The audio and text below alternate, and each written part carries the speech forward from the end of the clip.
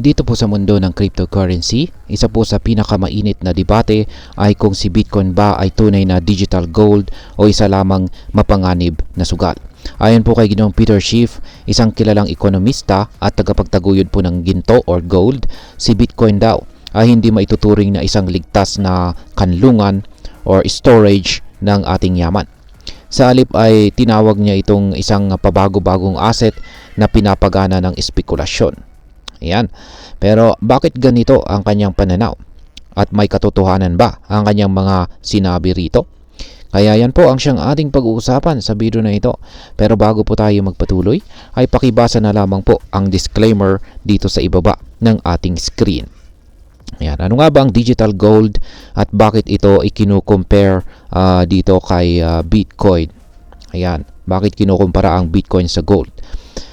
Bago po natin pag-usapan ang pananaw ni Ginoong Peter Schiff ay unawain muna natin kung bakit tinatawag ang Bitcoin bilang digital gold.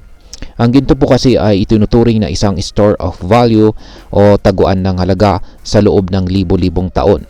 Hindi ito madaling masira, bihira itong matagpuan at hindi basta-basta nadadagdagan ang supply. Dahil dito ay marami pong investors ang bumibili ng gold bilang proteksyon laban sa inflation o pagbaba ng halaga ng pera. Sa kabilang banda, si Bitcoin naman ay may katulad ding katangian. Mayroon lamang itong 21 million na supply na maaring mamina. Kaya tulad po ng ginto, limitado ang supply nito. Dahil dito ay marami pong Bitcoin supporters ang nagsasabing ang Bitcoin ay ang digital na version ng ginto or gold, isang modernong safe haven asset na makakatulong laban sa pagbagsak ng ekonomiya. Pero ayon po kay Ginoong Peter Schiff, hindi raw totoo ang ideyang ito. Yan, bakit po tinututulan ni Ginoong Peter Schiff itong si Bitcoin bilang isang digital gold? Si Peter Schiff ay matagal na po kasing kritiko ng Bitcoin. Ayon sa kanya ay may tatlong pangunahing dahilan kung bakit hindi maaring ituring na digital gold itong si Bitcoin. Una ay masyadong magalaw ang presyo ni Bitcoin. Isa po sa pinakamalaking argumento ni Ginoong Schiff ay ang extreme volatility o sobrang paggalaw ng presyo ni Bitcoin. Halimbawa, kamakailan lamang ay umabot po si Bitcoin sa presyong $88,000. Pero mabilis din itong bumagsak sa $82,079. Ang ganitong klase ng price swings ay hindi katangian ng isang stable store of value.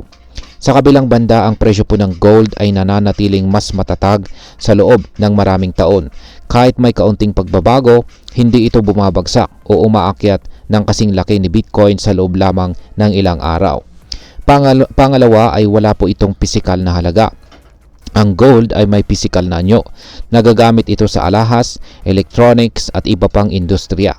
Samantalang si Bitcoin ay isang digital asset na walang intrinsic value o pisikal na gamit. Ayon po kay Ginoong Schiff, dahil wala itong pisikal na backing, ang Bitcoin ay nagiging masyadong speculative at madaling maapektuhan ng hype. Naniniwala po siya na ang halaga ng Bitcoin ay nakadepende lamang sa kung gaano po ito pinapansin ng mga tao at kapag bumaba ang interest dito. Maaaring bumagsak po ang presyo nito ng tuluyan.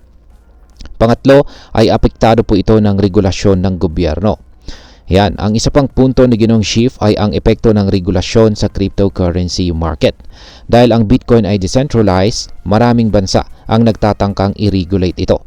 Kapag ang isang bansa ay nagpatupad ng mahigpit na batas laban sa crypto, maaaring magkaroon ito ng negatibong epekto sa presyo ni Bitcoin. Ayon po kay Ginoong Schiff, kapag nagsimbulang pigilan ng mga gobyerno ang paggamit ng Bitcoin, maaaring bumagsak ang halaga nito ng mas mabilis kaysa sa inaasahan ng mga investors. Ayan. Ngayon is, totoo ba talagang si Bitcoin ay isang speculative asset lamang? Ayan. Ayon po kay Ginoong Schiff, ang Bitcoin ay isang speculative asset. Ibig sabihin ay hindi ito isang matibay na asset, kundi isang bagay na binibili ng mga tao dahil inaasahan po nilang tataas ang presyo nito. Sa madaling salita, para kay Ginoong Schiff, si Bitcoin ay parang sugal. Kung maraming taong naniniwala na tataas ang presyo nito, aangat ito. Pero kapag bumaba ang demand, babagsak din ito. Ito ang dahilan kung bakit sinabi ni Ginoong Schiff na hindi maaring ihalin tulad si Bitcoin sa gold. Ang gold ay may tunay na halaga na hindi nakadepende sa hype, samantalang si Bitcoin ay nagiging mahal lamang dahil maraming gustong bumili nito.